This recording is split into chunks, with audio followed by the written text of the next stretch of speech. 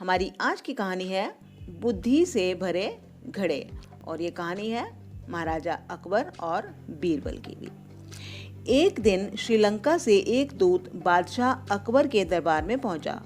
उसने एक विचित्र निवेदन करते हुए कहा, महाराज, आपके दरबार को सुशोभित करने वाले बुद्धिमान विद्वानों की पूरे विश्व में चर्चा है।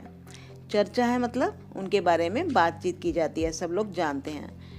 विद्वान, बुद्धिमान, श्रीलंका एक कंट्री का नाम है, और विचित्र, अनोखा, सुशोभित, जिससे शोभा बढ़े। इसलिए श्रीलंका के महाराज ने मुझे यहाँ बुद्धि से भरा घड़ा लाने के लिए भेजा है। दूत की बात सुनकर सभी आश्चर्यचकित रह गए। पूरा दरबार फुसफुसाहटों से भर गया। आश्चर्यचकित रह गए मतलब हैरान रह गए। फुसफुसाहटें मतलब उनके बीच कानाफूसी होने लगी, एक दूसरे से बातें करने लगे छुप छुप के कि ये कैसी बात है, बुद्धि से भरा घड़ा कैसा होता है। बुद्धि से भरा घड़ा, कितना विचित्र निवेदन है। अकबर ने सोचा कि श्रीलंका के महाराज हमें नीचा दिखाना चाहते हैं, क्योंकि उनकी यह इच्छा हम पूरी नहीं कर सकते। तभी बीरबल को बुलाया गया और समस्या बताई गई। बीरबल ने कहा, महाराज, हम ऐसा कर सकते हैं, परंतु इसके लिए हमें कुछ समय चाहिए। दूत ने तुरंत कहा, ओह, यह कोई चिंता का विषय नहीं है, मैं कुछ समय तक प्रतीक्षा कर सकता हूँ। प्रतीक्षा, इंतज़ार।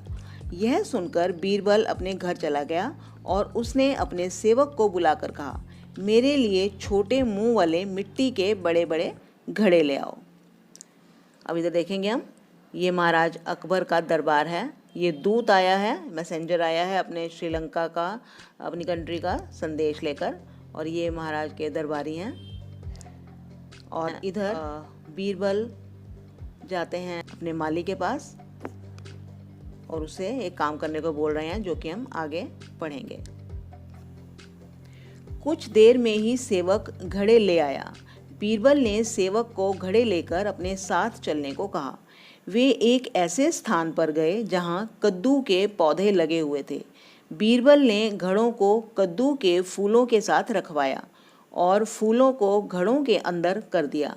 इसके पश्चात बाद में उसने खेत की देखभाल करने वाले किसान को आदेश दिया, इन घड़ों को तब तक हिलाया डुलाया न जाए जब तक मैं आदेश ना दूं। कुछ दिनों बाद अकबर ने बीरबल से बुद्धि के घड़े के विषय में पूछा। बीरबल ने कहा, महाराज, घड़े के भरने में अभी कुछ समय और लगेगा। 15 दिनों के बाद बीरबल कद्दू के पौधों को जांचने के लिए पहुंचा। उसने देखा कि कई घड़ों में कद्दू का आकार घड़े के बराबर हो गया है। उसने सेवक को बुलाया और कहा, सावधानीपूर्वक कद्दू पौधों से अलग करके घड़ों को उठा लो। अगली सुबह बीरबल ने दूत को दरबार में बुलवाया और कहा, श्रीमान, मैं आपको एक घड़ा बुद्धि से भरकर दे रहा हूँ। बीरबल का सेवक आगे बढ़ा। उसके हाथ कपड़े से ढके हुए थे। दूत ने सेवक से घड़ा ले लिया और बीरबल ने कहा, श्रीमान, ध्यान देने योग्य बात यह है कि हमने बुद्धि एक कीमती घड़े में रखी है। ये देखिए इसकी पिक्चर, ये है अकबर और ये उनके दरबारी हैं, और ये हैंड ओवर कर रहा है बीरबल, किसको? दूत को, श्रीलंका के दूत को हैंड ओवर कर रहा है। सॉरी, ये बीरबल है और ये दूत है, उसको पकड़ा रहा है, उसको, भाई ले जा तू बुद्धि से भरा हुआ घड़ा।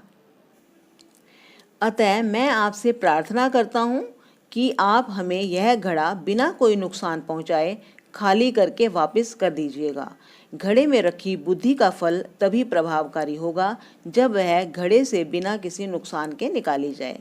इस पर दूत ने बड़े कौतूहल से घड़े के अंदर देखा और पीछे हट गया। कौतूहल से, बड़े उत्सुकता से कि देखूं देखूं क्या है इस घड़े में। बीरबल ने अपनी बात को आगे बढ़ाते हुए कहा, हमारे पास इस तरह के 10 घड़े और हैं। यदि श्रीलंका के महाराज कहें कि अधिक बुद्धि चाहिए तो उनसे कह दीजिएगा कि शीघ्र मंगवा लें, अन्यथा हो सकता है कि कोई अन्य मांग ले जाए। दूत को समझ में आ गया कि बीरबल ने उसे बुद्धि द्वारा पराजित कर दिया है। उसे बादशाह अकबर के दरबारियों को इस प्रकार चुनौती नहीं देनी चाहिए थी।